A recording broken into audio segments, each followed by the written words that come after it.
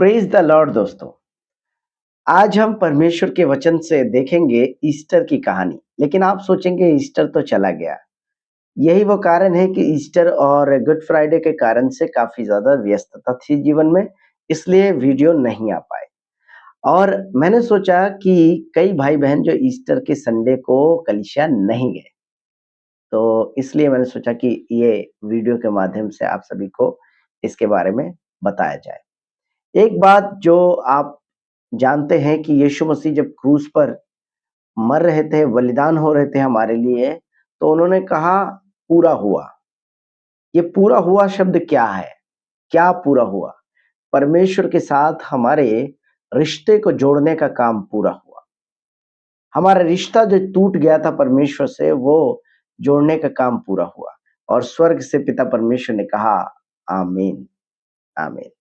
चलिए ज्यादा बात ना करते हुए सीधा परमेश्वर के वचन में चलते हैं और परमेश्वर के वचन से ही हम देखेंगे।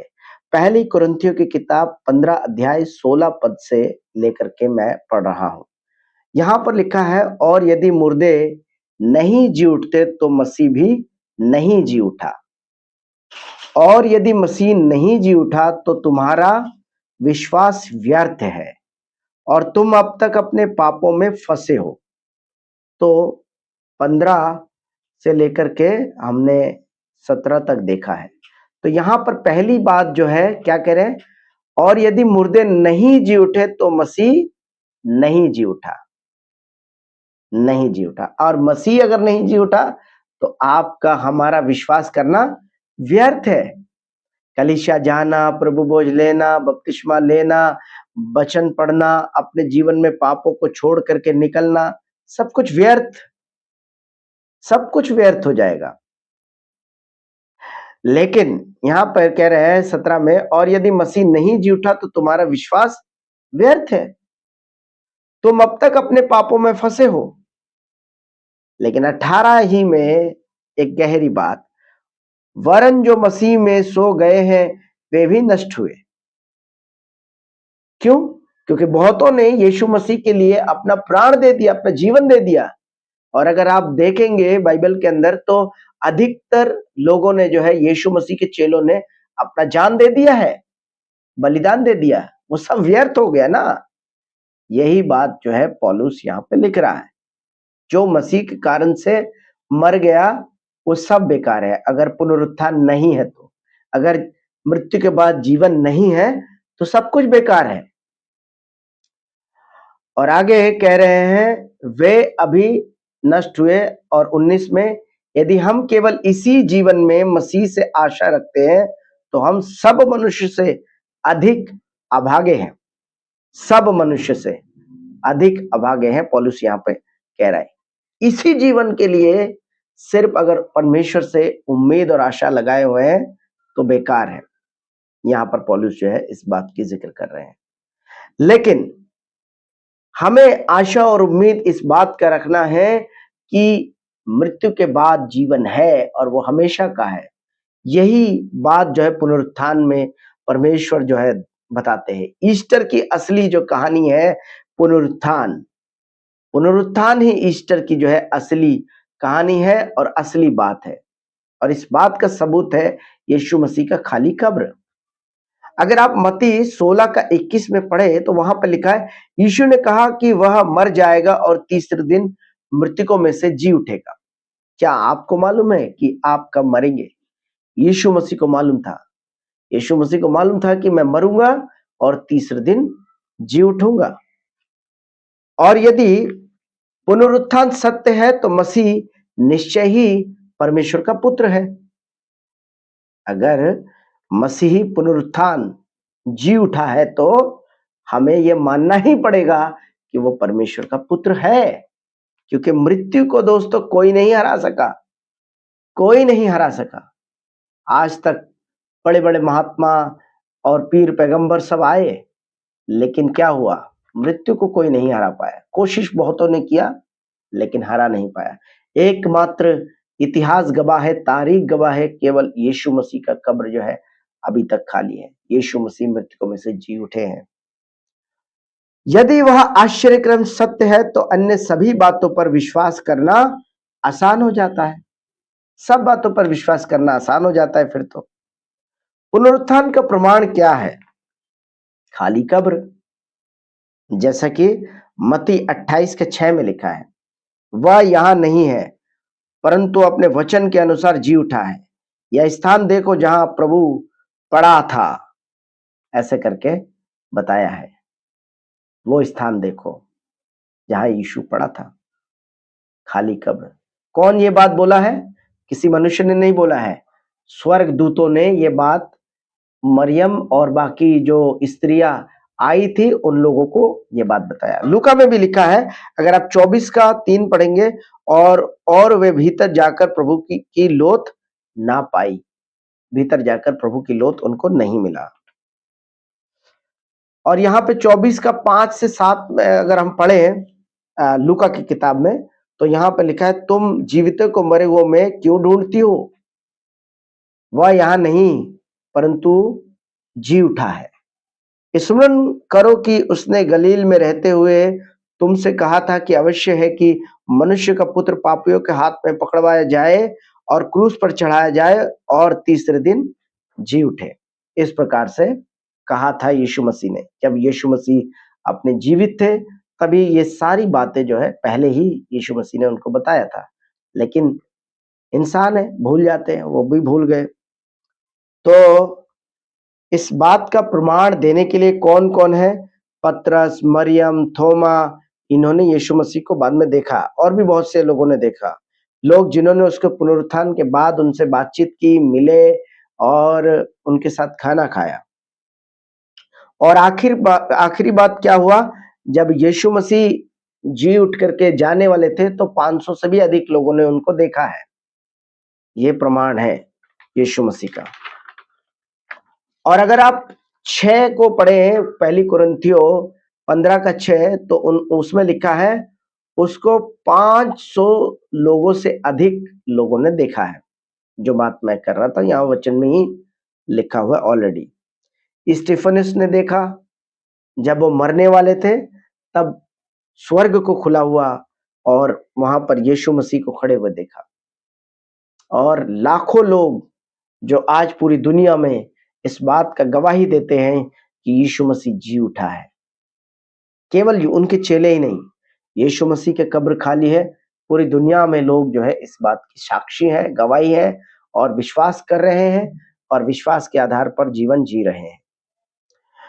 इसमें मांस और हड्डियां थी। यीशु मसीह के शरीर में जब वो जी उठे थे, उसमें मांस और हड्डियां थी, जैसे आपके और मेरे अंदर है, हमारे अंदर है। तो ये बात कैसे पता चलती है?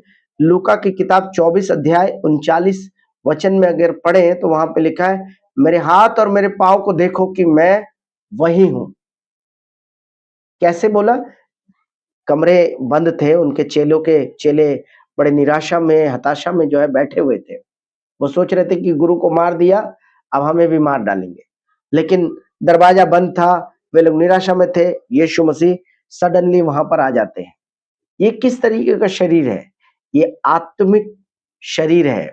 देखिए, पर उसमें मांस और हड्डियां थी, वचन यहाँ पे बता रहा है, मेरे हाथ और मेरे पांव को देखो कि मैं वही हूं, मुझे छू कर देखो, क्योंकि आत्मा के हड्डी मांस नहीं होते जैसा मुझ में देखते हो।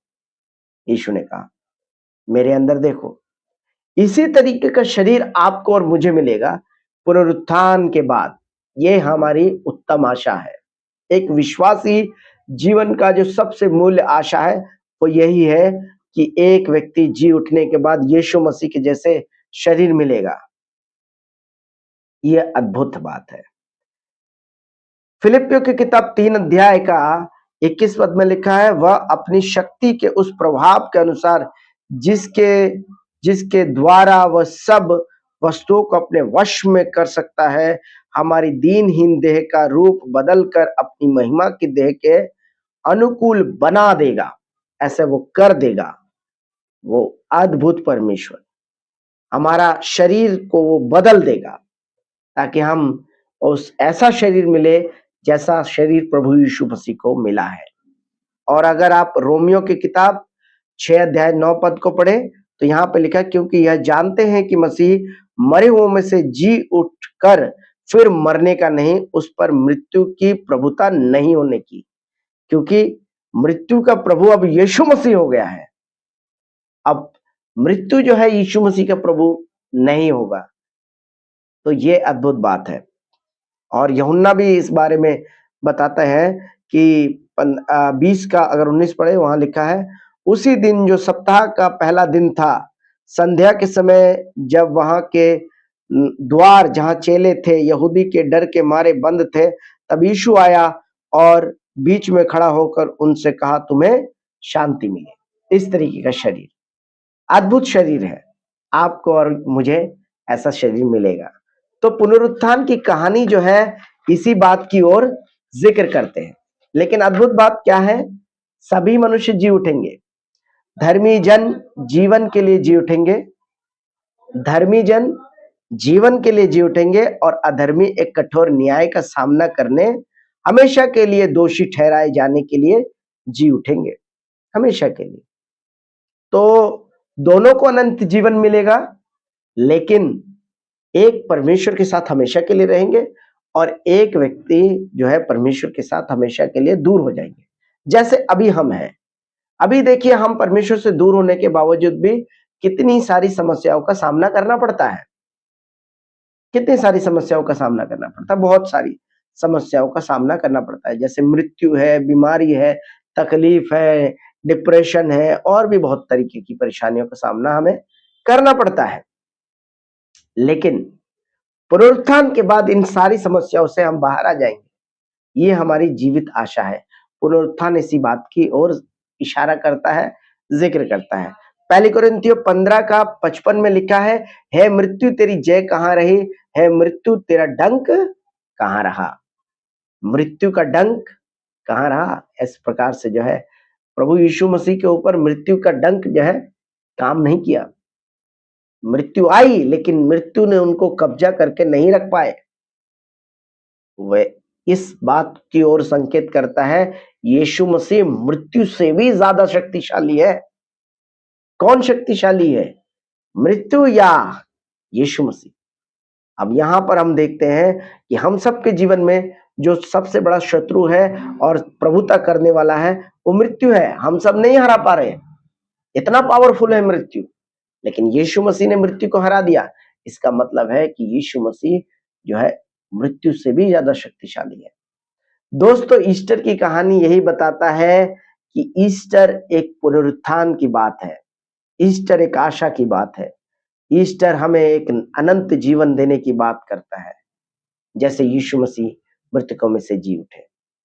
ईस्टर के दिन यीशु मसीह मृतकों में से जी उठे। बहुत से हमारे भाई बहन जो है ईस्टर के दिन, ईस्टर रविवार के दिन कलीसिया नहीं पहुंचे, लेकिन जरूर पहुंचिए। ऐसे दिनों में जरूर कलीसिया पहुंचिए और प्रभु से लिपटे रहिए, प्रभु में बढ़ते रहिए, वचन में बढ़ते रहिए, प्रभु के गहरी बातों को सीखिए, ताकि परमेश्वर के नजदीकी में हम आ सके। प्रभु बहुत आशीष करे। आइए एक छोटी सी प्रार्थना करते हैं।